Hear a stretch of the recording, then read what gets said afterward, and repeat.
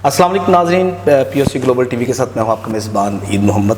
तो नाज़रीन, आज हमारे इस वक्त हमारे साथ जो शख्सियत मौजूद है वो किसी भी तारुफ़ की मोहताज नहीं है। तो नाज़रीन, पाकिस्तान में मुख्तलिफ़ इंडस्ट्रीज़ की जब हम बात करते हैं तो एक इंडस्ट्री ऐसी भी है जो इस वक्त पाकिस्तान में एक वो बिल्कुल तनज़्ज़ुल का शिकार है। तो आज के हमारे साथ जो मेहमान हैं उनका नाम है सैयद नूर साहब। सर, बहुत बहुत शुक्रिया सर, आपने हमें टाइम दिया। और जिस तरह सर अभी मैंने बताया कि फ़िल्म इंडस्ट्री में आपका ना तो कोई नेमुल बदल है और ना कभी कोई होगा जो पाकिस्तान के आने वाले फ्यूचर में भी सर।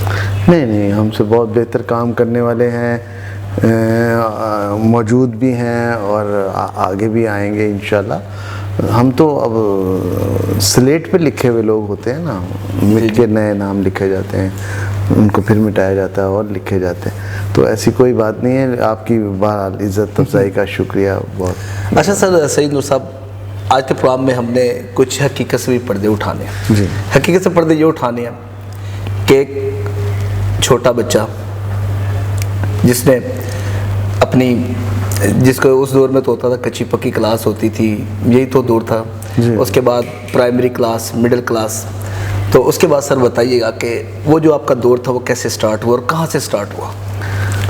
देखिए, ये मैं बारहा बता चुका हूँ कि मेरा ताल्लुक़ सैयद घराने से है माशाल्लाह। और हमारा सिलसिला नस्ल जो शुरू होता है, उनका मज़ार जो है वो मिकलो रोड की बैक साइड पे शाहबुल माली रहमतुल्लाह अलैह, उनसे शुरू होता है। और मेरा बचपन उनके सामने ही जो हमारे फैमिली के घर थे, उसमें एक घर हमारा भी था। तो वहाँ रहते थे, मस्जिद में तालीम हासिल की। पहले छोटे छोटे थे तो मौलवी साहब पढ़ाते थे, शाहबुल माली साहब के दरबार के साथ ही मुल्क मस्जिद थी वहाँ। और फिर primary school, MC primary school Gawal Mandi, टाटों पे बैठ के हम तख्ती, स्लेट, कॉपी नहीं थी, तख्ती और स्लेट भी बाद में मिली, पहले तख्ती थी और कायदा था। तो इस तरह उर्दू मीडियम क्लासें शुरू हुई और 5वीं क्लास के बाद हम जाके एडमिशन लिया मुस्लिम लीग हाई स्कूल में। Muslim League high school, Empress road.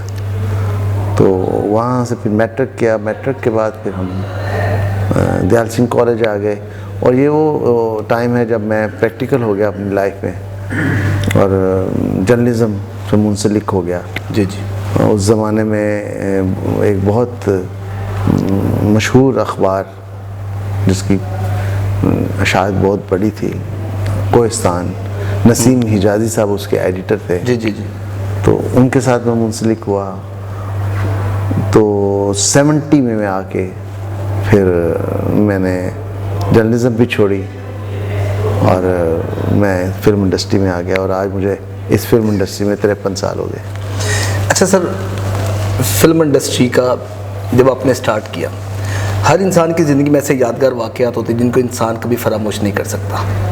तो जब इनिशियल स्टेज होती है और ख़ास तौर पर पाकिस्तान में हमारी सोसाइटी में ये एक बड़ा अलमिया है, कोई भी इंसान नहीं चाहेगा कि कोई बंदा नया आने वाला वो आगे बढ़े, तरक्की करे, फलाह पाए।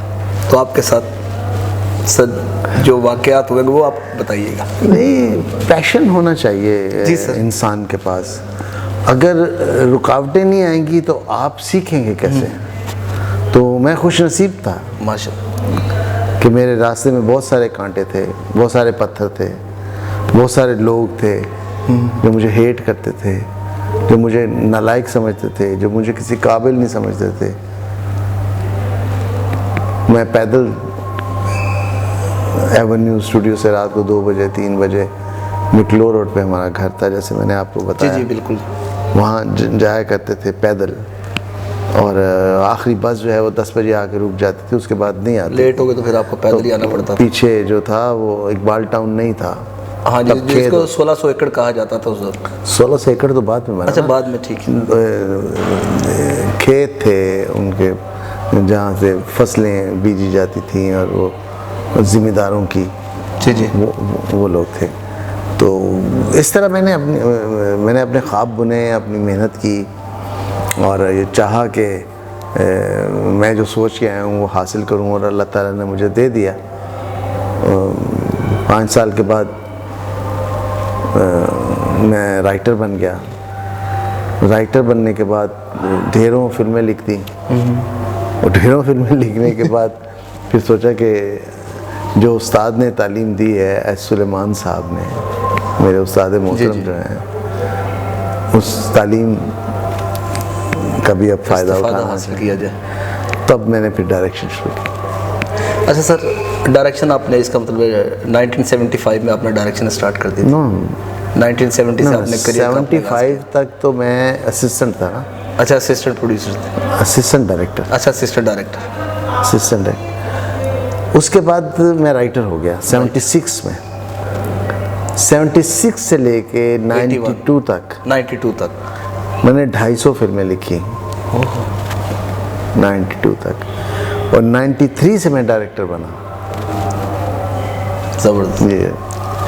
अच्छा सर, 250 फिल्में आपने इस अरसे में आपने लिखी, उसके लिए सर क्या ख्यालात आते? क्रिएटिव माइंड आपका तो ज़ाहिर बात है भाई बढ़ती था, तो क्या किन चीज़ों को मद्देनज़र रखते कोई भी स्टोरी आप लिखते थे? नहीं, मेरी कुछ ऐसे भी तो बंदे के रोज़मर्रा की ज़िंदगी के वाक़यात भी होते हैं, एक टाइप की मैंने फिल्में नहीं लिखी। कहीं मैंने अगर पहली फिल्म मेरी सोसाइटी गर्ल थी जी, बड़ी बोल्ड फिल्म थी, मैडम संगीता उसकी डायरेक्टर थी। फिर इश्क इश्क, फिर मुझे गले लगा लो, फिर miss Hong Kong, Playboy, miss Singapore, miss Colombo, ये एक तरफ था। फिर इधर आ जाएं आप, साइमा, आहट, दहलीज, लाजवाल, ये जावेद फाजिल साहब के साथ जी। फिर इधर आ जाएं दुबई चलो, सूरत अजवाई, हैदर चौधरी साहब के साथ। फिर इधर आ जाएं हांगकांग के शोले, बैंकॉक के चोर, मनीला की बिजलियाँ, टीना, जान मोहम्मद साहब के साथ। जी जी। मैं हर तरफ डिफरेंट मैं, परवेज़ मलिक साहब के साथ आ जाएं, हलचल, जंजीर, इस तरह करके मैं सब डायरेक्टर्स का फेवरेट राइटर था। और मुझे चूँकि मेरे तबीयत में इनकार नहीं है तो मैं बाहर रोज़ सोचता था कि मैं कहूँगा कि अब मैं आगे डायरेक्शन करना चाहता हूँ, लेकिन इतना लोड था मुझे स्क्रीन प्ले का, फिल्मों का, कि अच्छा खासा घर भी चल रहा था, रोटी रोज़ी भी मिल रही थी, तो लिखते चले गए।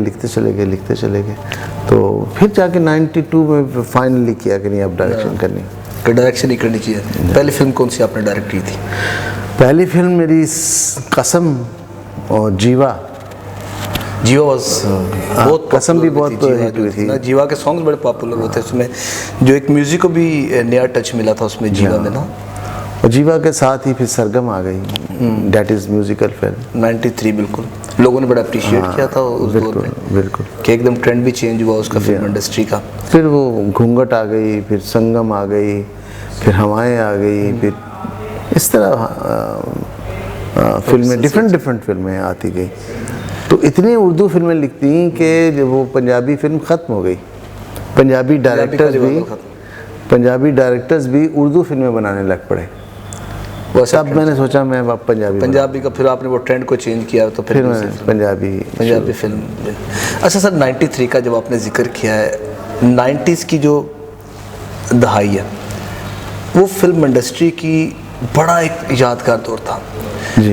एबर्ट रोड पर जैसे शाम ढलती थी 3 बजे के बाद, 4 बजे के बाद, एक ऐसा रौनक का समा होता था कि लोग खिड़की तोड़ रश हुआ करता था, लोग फिल्मों की तरफ जानिब जाते थे। उस दौर को सर आप बताइएगा, लेकिन उसका कंपैरिजन आज के दौर के साथ भी आप कीजिए प्लीज़।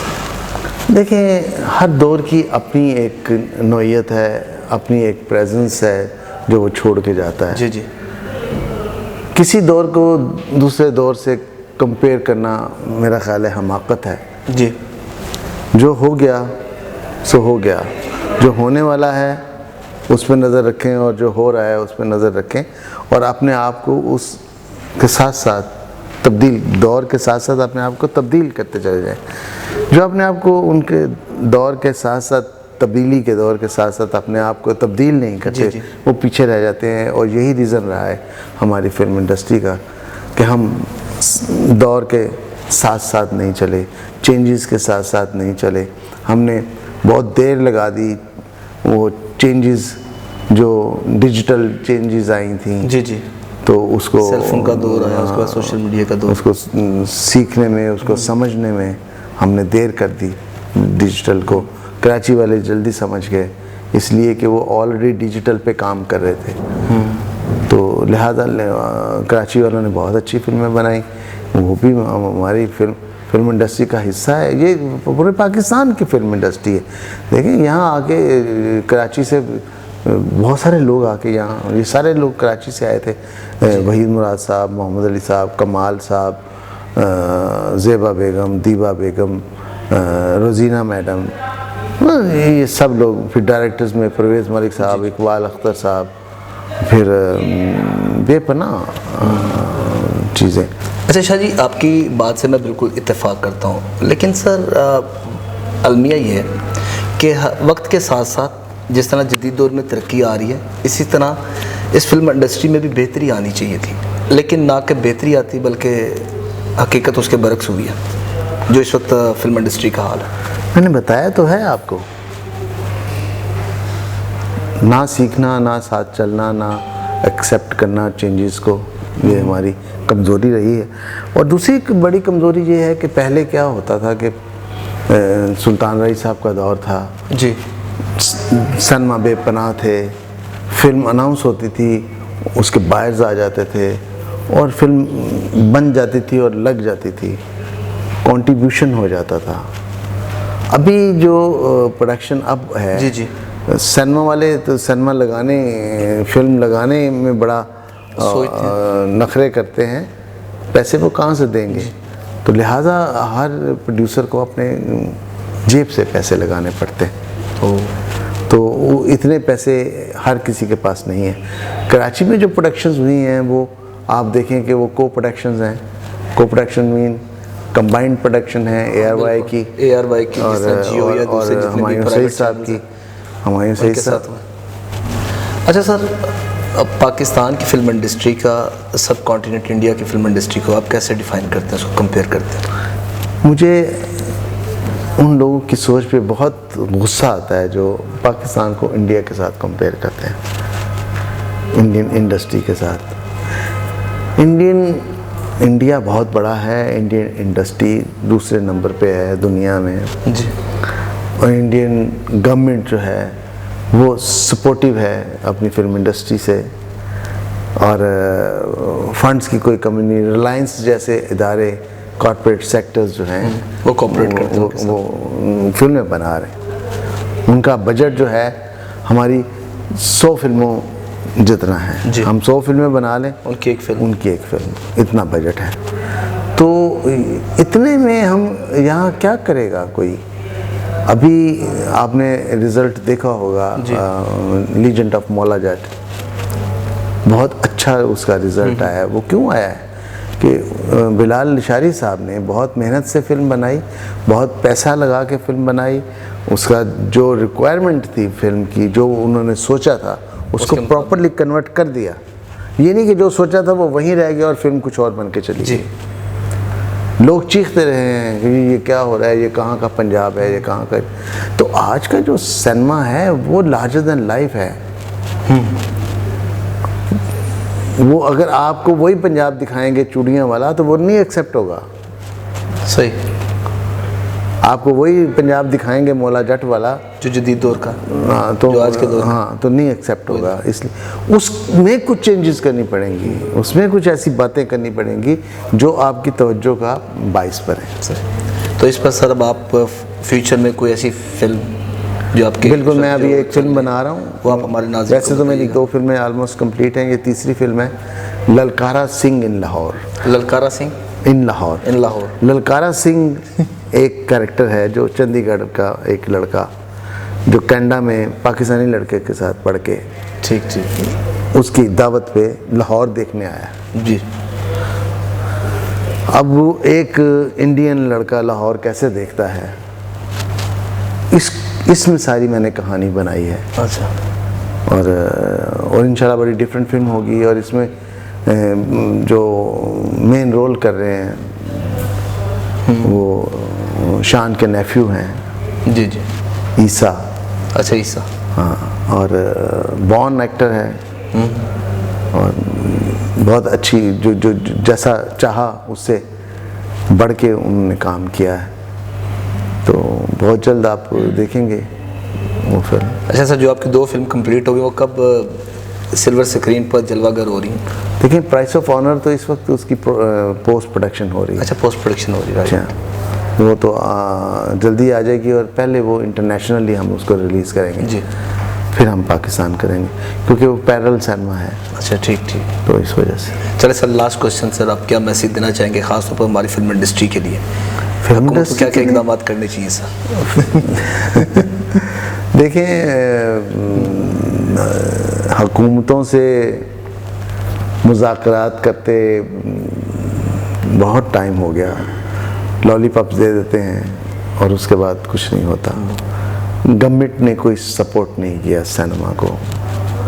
अभी कुछ मरियम औरंगज़ेब साहबा ने कुछ किया, परवेज़ इलाही साहब, चौधरी परवेज़ इलाही, उन्होंने बहुत बढ़ चढ़ के हिस्सा लिया और उन्होंने कहा कि मैं पंजाब की फिल्म इंडस्ट्री को भरपूर सपोर्ट करूँगा।